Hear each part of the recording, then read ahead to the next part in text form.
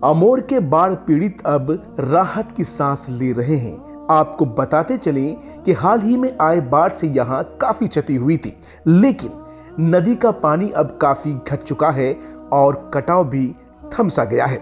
ऐसे में सैलाब मुतासरीन अब राहत की सांस ले रहे हैं, लेकिन अभी तक सरकारी राहत के तौर पर लोगों को कुछ नहीं मिला है। इस क्षेत्र के विधायक अख्तरुल ईमान लगातार प्रशासन और हुकूमत बिहार के ओहदेदारान से राब्ते में हैं। उम्मीद है हमारी सरकार, न्याय के साथ विकास की बात करने वाली नीतीश सरकार, अमोर सहित सीमांचल के सभी सैलाब मुतासरीन को राहत पैकेज देने का जल्द काम करेंगे।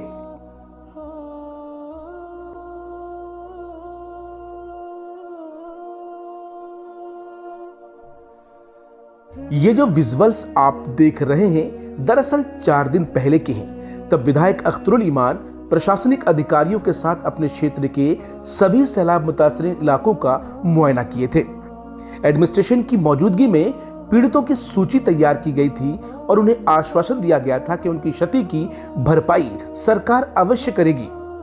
हालांकि इस बाबत जब अख्तरुल ईमान से बात की गई तो उन्होंने कहा कि एक विधायक के तौर पर उन्होंने लगभग सभी सैलाब मुतासरीन परिवार से मिलकर उनका दुख बांटने का काम किया।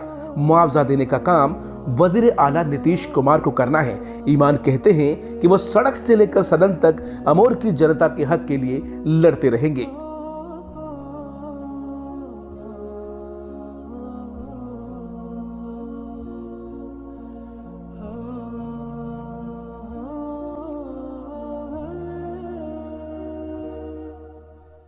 बन गया है मेरा तबाही, रोने से कुछ नहीं होगा। आज़ाद भारत में संघर्ष करोगे तो सब कुछ होगा। आज़ाद भारत में संघर्ष करोगे तो सब कुछ होगा। यूं ही नहीं मिली आज़ादी हमको और न पहुंचा यूं ही आज़ाद देश हम तक। संघर्ष किए जो बलिदान अपनी, उनकी कुर्बानी याद रख, यानी उनकी कुर्बानियों को अगर हम आज याद रखेंगे तो हम संघर्षित होंगे और हम अपने हक और अधिकार की बात कर सकते हैं। हम अपना हक ले सकते हैं।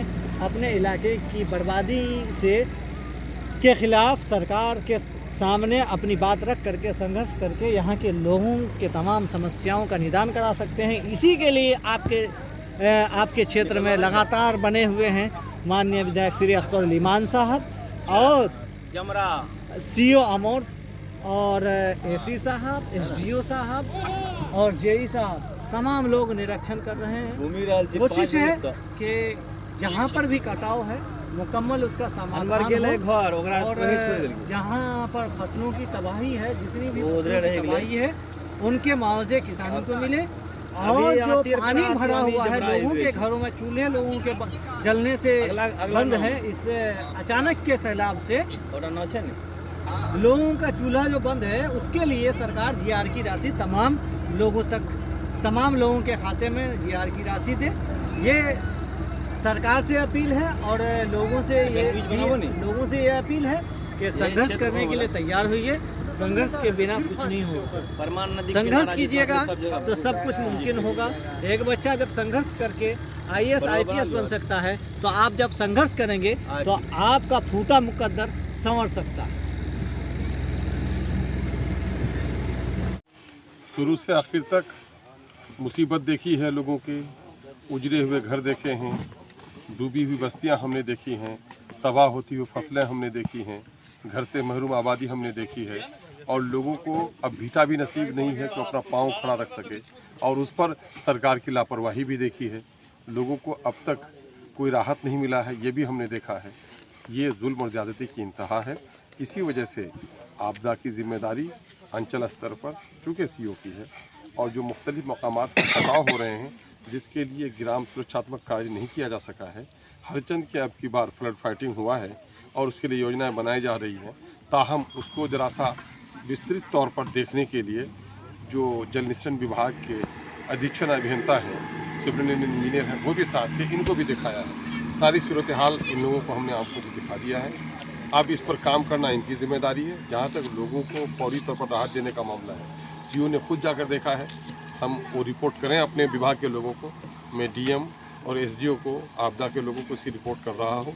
अगर चंद दिनों में हमारे लोगों को राहत का सामान नहीं मिला तो फिर हम लोग उसके आगे सवाल ये पैदा होता है कि हर बार जब इस तरह का सैलाब आता है या कटाव का मामला होता है, हमारे सीधे साधे लोग ये समझते हैं कि कोई कर्मचारी आया और हमारा नाम पता लिख के चला गया, वो शायद हमारे लिए कुछ करेगा।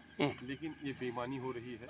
लोग आते हैं, नाम पता लिख कर जाते हैं, लेकिन उनको देते कुछ भी नहीं है। इसलिए हमने ये तहरीक चला रखी है कि आप अपने व्यक्तिगत रूप से फर्दन इंडिविजुअल अपना एप्लीकेशन लिखिए कि मेरा घर फला ग्राम में है, फला वार्ड का मैं रहने वाला हूँ, फलानी नदी के ऊपर मेरा घर है, चाहे परवान हो, चाहे मानंदा हो, कनकई हो, लिखिए और कहिए कि पिछले दिनों की बारिश की वजह से मेरा घर कटा है और मेरी पूरी परिवार नदी में विलीन हो गई है।